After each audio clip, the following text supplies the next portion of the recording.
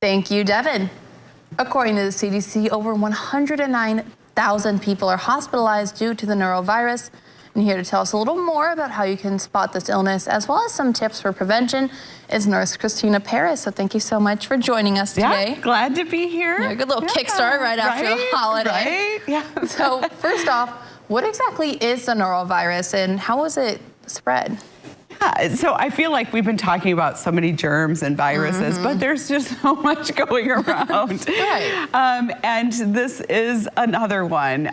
So this is like a GI or a tummy flu. Okay. So some people will say, I have the flu, I've been vomiting all day. Most of the time, those are not actual influenza. Influenza is usually kind of an upper respiratory infection. Right. So this is actually a GI bug. It was first identified in Norwalk, Ohio in 1968. And so for a long time, they called it the Norwalk virus, but then it did change to norovirus.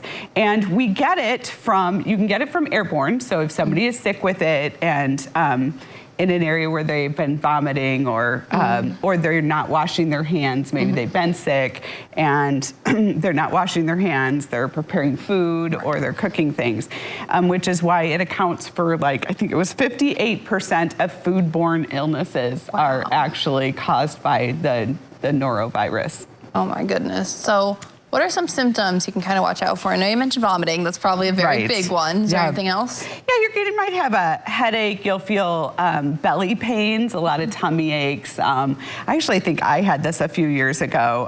Loss of appetite. You just can't keep anything down. It's going out all ends it can, you know, but it's self-limiting. So typically it lasts about 3 to 5 days. Now, sometimes can go a little longer to 7 days or so, but if it extends too long, then maybe you want to talk to your provider. But if you just write it out, get your soups and your crackers and just try to stay hydrated. That's the biggest thing. Our bodies can go quite a few days without food. I mean, we really can survive. People will be like, I haven't eaten for 2 days and I think you're really okay. Your body can feed off of itself for a while. Now, I wouldn't recommend it long term or to constantly starve yourself. But if you're sick, just do what you can, eat what you can, take care of yourself. Your body will heal and you can move on. But hydration. Absolutely. And then there are some ways you can treat this and then also prevent this to begin with. Right. So you can go in for testing if you're concerned. You treat it with, fluid, rest, and you want to avoid things with high sugar, although I'm a big Jell-O and 7-Up person when I have a stomach virus. A good old can of Campbell's chicken noodle soup and some Jell-O. That's my go-to. But just eat what you can. Stay hydrated. Gatorades are good. Water is good. And then to avoid, you want to wash your hands. If you are sick with this, you wash your hands after you vomit, after you go to the bathroom, before you eat anything. Please, if you have a stomach virus and you are a food worker, don't go to work. You're just making it worse for others. You want to kind of isolate yourself too, because if you're in a bedroom where you're really sick, it could be in the air. Others could get it. Rinse fruits and vegetables when you get home. And the biggest thing with stomach viruses, I know I talk a lot about using hand sanitizer. Stomach viruses, you have to use soap and water. Hand sanitizers will not kill it. You need to use good old-fashioned soap and water and clean and wipe surfaces with bleach, not just antibacterial sprays. Use bleach and soap and water. That's how you get rid of GI bugs. Right, because you really want to just kill it out. You do, right. You don't want everybody in the family. It's the worst. That happened to me too once when my son was a newborn and we all got it except him.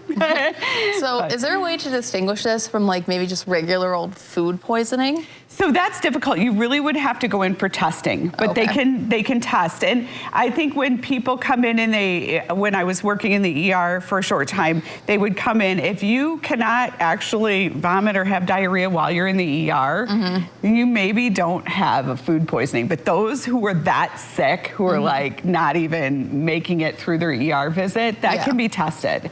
And so, Yes, well, definitely very good to know. There's plenty of bugs going around right now, of either stomach bugs, respiratory.